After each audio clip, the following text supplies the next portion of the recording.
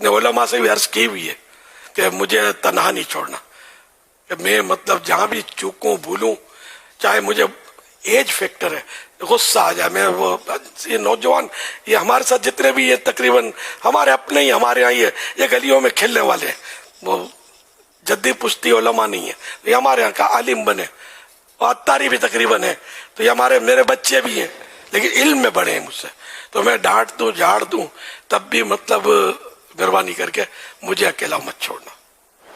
اب میں بھول کروں تو میری اصلاح برابر کرنا، چاہے 100 مرتبہ میں ٹھکرا دوں آپ کی بات کو تو بھی آپ مایوس نہ ہونا. اب ویسے ایج فیکٹر بھی ہوتا نا کہ غصہ آ جاتا آدمی کو. الحمدللہ میری میں آپ کو سمجھانے کے لیے بول رہا ہوں، آپ نے دیکھا ہی مشکل ہوگا کہ میں نے غصے میں وہ اڑا اڑی کر دی، اللہ کی رحمت ہے.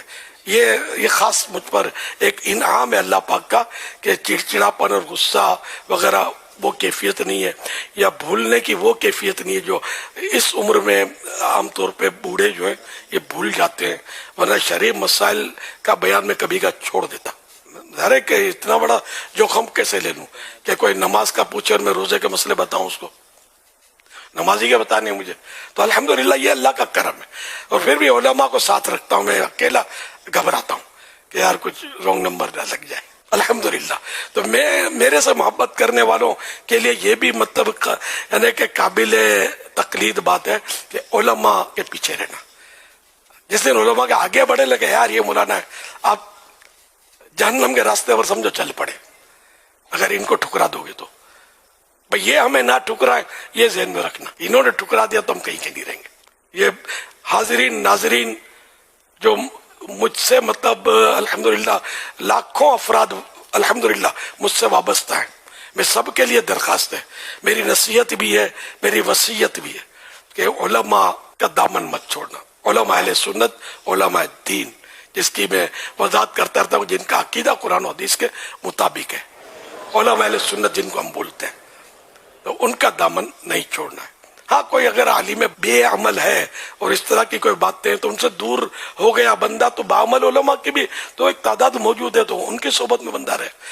عالم باعمل ہونا چاہیے، ورنہ یہ کہ پھر وسوسوں سے بچنا مشکل ہو جائے گا، اور اپنے اندر پھر یہ کہ عمل کی خرابی پیدا ہو سکتی ہے. کیا عالم باعمل کون ہوتا ہے یہ بھی سمجھ لیں، اور عالم بے عمل کون ہوتا ہے. فرض، واجب یا سنت مؤکدہ جو ترک کرتا ہو وہ عالم بے عمل، اور جو ان کا اہتمام کرتا ہے، یہ جو تینوں فرض، واجب، سنت مؤکدہ، ان پر عمل کر رہا ہے، یہ نہیں چھوڑتا، تو یہ مطلب عالم با عمل ہے.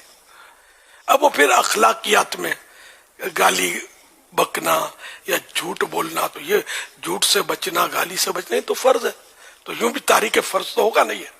اچھا، تو اس طرح کے اگر گناہوں بھری عادتیں ہیں تو پھر بھی وہ عالم بے عمل کہلائے گا. اس میں مطلب اگر کوئی ہے بھی ایسا تو اس کے لیے ڈھول پہننے کی ضرورت نہیں ہے، ڈنکا بجانے کی ضرورت نہیں ہے.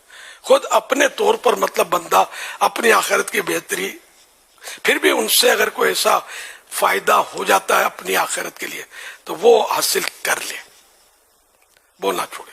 عالم اگر جھاڑ دے، غصہ دکھائے، غصہ کر لے، تب بھی ہو جب بعمل تو ان سے بگاڑے نہیں، اور ان سے استفادہ علم، اعلیٰ حضرت نے فرمایا کہ استفادہ علم نہ چھوڑے.